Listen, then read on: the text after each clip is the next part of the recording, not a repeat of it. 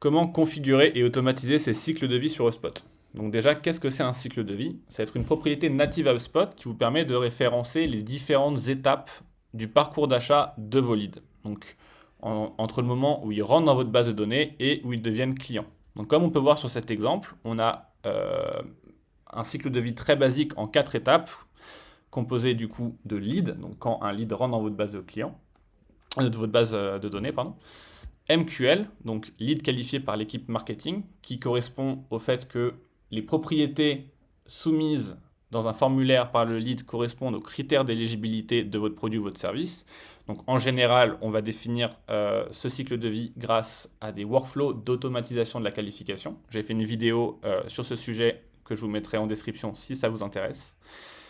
On a le SQL, donc les leads qualifiés par l'équipe commerciale qui eux, en général, vont dépendre des résultats d'un appel téléphonique entre un de vos commerciaux et ce lead. Et client, ça va être la dernière étape, votre lead a acheté votre produit ou votre service. Donc pourquoi c'est important de bien définir ces différentes phases et de les traquer correctement sur HubSpot? C'est que ça va nous permettre de créer des entonnoirs de conversion. Donc les entonnoirs de conversion, c'est des rapports comme celui qu'on voit actuellement à l'écran, qui vont nous permettre de mesurer la santé globale de notre activité ou bien la santé d'une campagne en particulier. Donc par exemple, ici, on voit qu'on a eu 43 000 leads générés, que de ces 43 000 générés, 36 000 sont qualifiés. Donc on a 84% de nos leads générés qui sont qualifiés par l'équipe marketing. Ensuite, dans ces 36 000, on n'en a que 5 663 qui ont été qualifiés par l'équipe commerciale. Et dans ces 5 663, seulement 472 sont devenus clients. Donc en fait, suivant nos objectifs, on peut voir là où notre campagne pêche. Dans ce cas-là, on voit qu'on a une énorme perdition entre le passage de MQL à SQL. Donc si on devait optimiser cette campagne-là, peut-être que l'axe d'optimisation principal serait de faire en sorte que le discours commercial soit plus persuasif. Donc maintenant qu'on a vu pourquoi c'est important de définir ces cycles de vie et comment s'en servir dans nos reporting, on va voir comment les configurer sur HubSpot. Donc pour ce faire, il vous suffit de vous rendre dans Settings en haut à droite, descendre la barre latérale, aller dans Objet, Contact, et dans Contact, on va cliquer sur Cycle de vie, ou Life Cycle Stage en anglais. Donc sur cette page, on va retrouver deux informations importantes. La première, c'est les règles d'automatisation prévues par HubSpot. Et la deuxième, ça va être les différentes phases par défaut proposées par HubSpot. Donc on va rapidement voir un peu ce que ces phases veulent dire et comment elles ont été pensées par HubSpot, et ensuite on va voir ce qu'on peut en faire. La première phase, c'est subscriber ou abonné en français, qui va correspondre à des conversions de faible engagement, donc par exemple des inscriptions à votre newsletter ou une inscription à votre blog par exemple. Les leads, ça va être tous les leads qui vont remplir un formulaire qui est un peu plus lié à votre activité, par exemple un formulaire de renseignement ou une demande de devis. Les marketing qualified leads, donc c'est des leads qui sont qualifiés par votre équipe marketing, le plus souvent automatisés au sein de Spot. Les leads qualifiés par l'équipe commerciale cette fois, donc comme on l'a vu, c'est des personnes qui vont vouloir aller plus loin suite à l'appel avec un commercial. Les opportunités, comment elles sont pensées par HubSpot, ça va être tous les leads qui ont une transaction ouverte associée à leur fiche contact. Et les clients, c'est tous les leads qui ont une transaction gagnée affiliée à leur fiche contact. Ils sont même allés un peu plus loin. Ils ont créé les évangélistes. Donc ça va être des clients qui sont tellement satisfaits de votre produit et de votre service qui vont le recommander à leur pairs. Et on a une catégorie autre qui va regrouper tout ce qui ne rentre pas dans ces 7 catégories-là. Donc HubSpot a fait un travail assez poussé, on va dire, et ces 7 catégories-là peuvent s'inscrire dans 99% des business models. L'idée, c'est que, comme on peut le voir sur notre exemple, on n'est pas obligé de toutes les utiliser. Par contre, ce qu'on est obligé de faire, c'est de respecter l'ordre de passage d'une étape à une autre. Pourquoi ? Parce que les rapports sont construits de cette façon-là. Un lead doit passer par chaque différente phase du cycle de vie pour pouvoir continuer son parcours. Si un lead est considéré comme lead et devient client sans passer par la case MQL et SQL, il s'arrêtera à la ligne lead et sortira de cet entonnoir, et du coup, cela faussera nos rapports. Donc, pour pouvoir définir ces cycles de vie, c'est important de choisir ceux qui nous intéressent et uniquement ceux-là.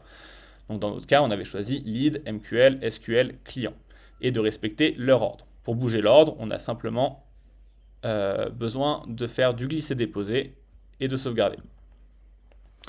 Si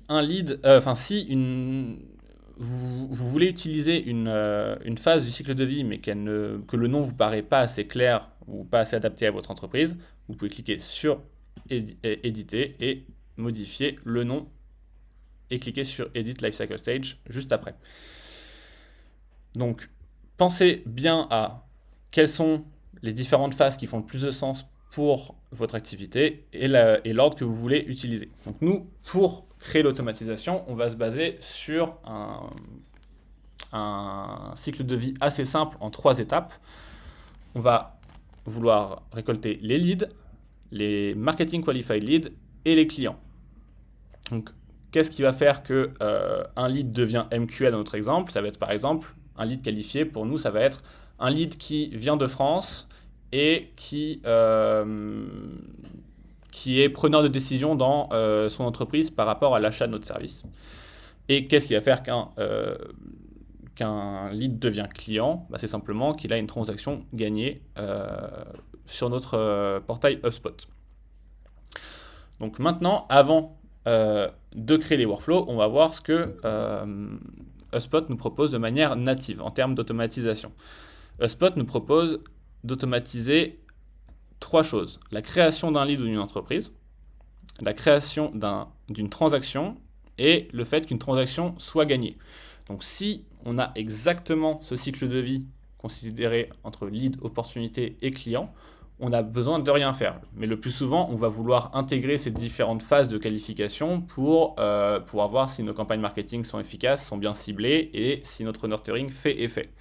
Du coup, on va devoir pousser cette automatisation un peu plus loin. L'idée que si on crée des workflows pour automatiser l'évolution des cycles de vie et que HubSpot nous propose de le faire en même temps, ça peut créer des conflits d'automatisation et du coup, le plus intéressant, c'est de désactiver ces automatisations et garder que celles qui nous intéressent. Donc, par exemple, le fait que quand un lead est créé, un contact est créé, il devient lead, ça c'est quelque chose qu'on va réutiliser dans notre exemple.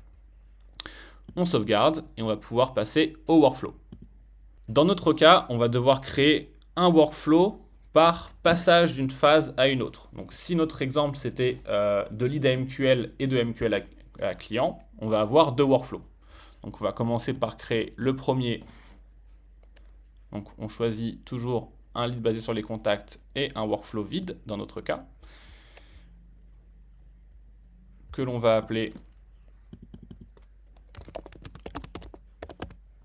lead à MQL. On sauvegarde et on va pouvoir commencer le fameux workflow. Donc pour les critères d'inscription, qui correspondent à tous les critères qui vont faire en sorte que tel ou tel lead rentre dans ce workflow, on va vouloir définir tout ce qui fait en sorte qu'un lead est considéré comme lead à l'heure actuelle et va devenir MQL. Donc pour ça, il nous suffit de définir la phase du cycle de vie concernée au début du workflow, qui est donc lead, et d'ajouter tous les critères nécessaires du passage de lead à MQL. Donc dans notre cas, on a dit qu'un lead serait qualifié s'il venait de France.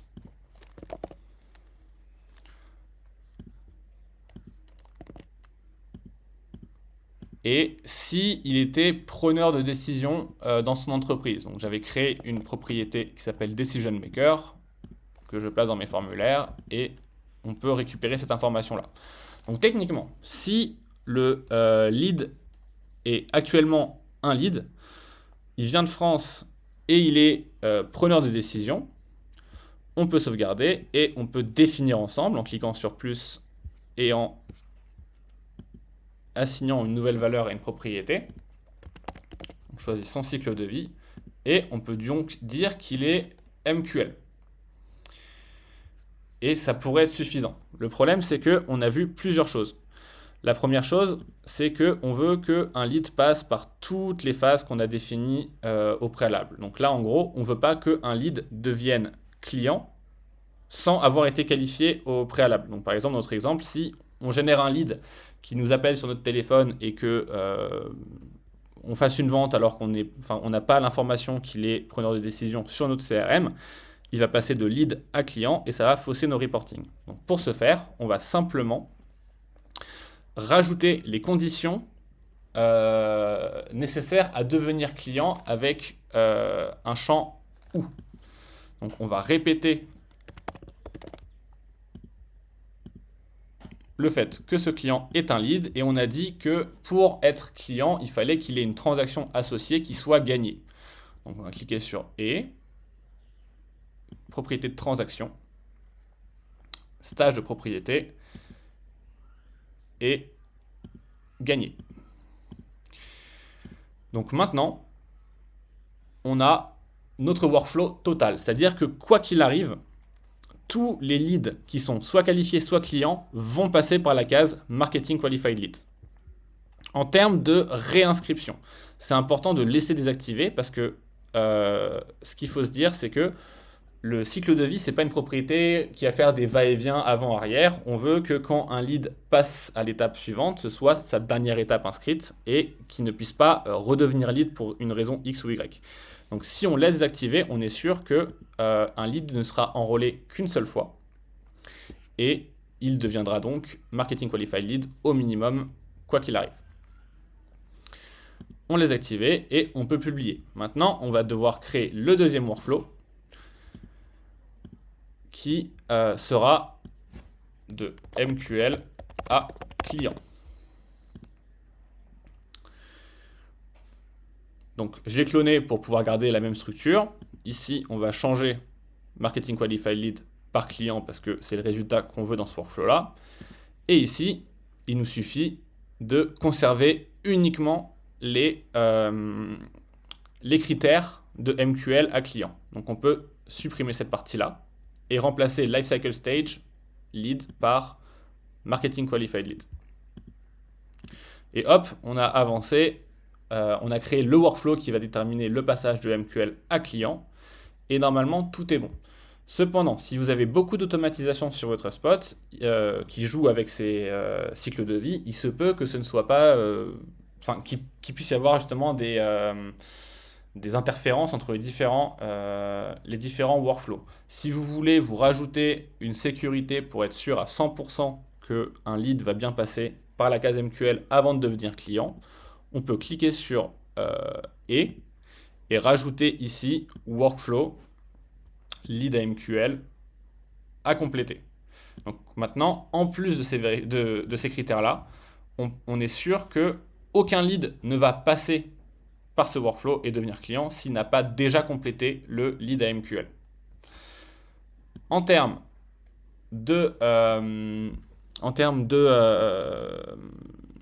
publication, on a toujours le choix de soit inscrire les contacts déjà existants dans votre base de données ou de réserver l'inscription aux contacts qui vont correspondre à ces critères-là après la publication du workflow.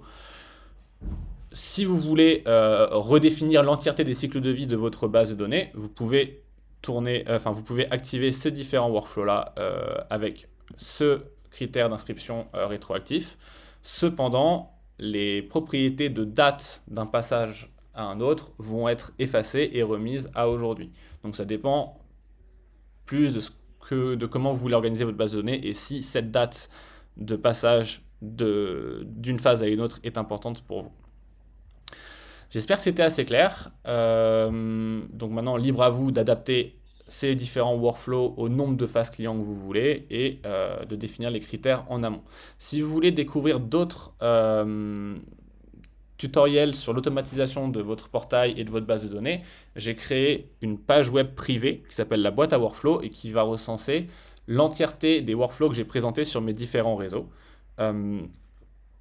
Sur ces pages-là, vous trouverez 3 choses. Donc, un article de blog détaillé sur l'utilisation et l'intérêt de ce workflow, une vidéo explicative comme celle que vous venez de regarder et un plan d'action sous forme de to-do list avec des images pour être sûr que vous suiviez 100% des étapes pour avoir un workflow fonctionnel.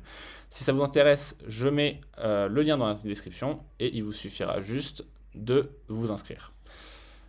J'espère que ça vous a plu et je vous dis à très vite.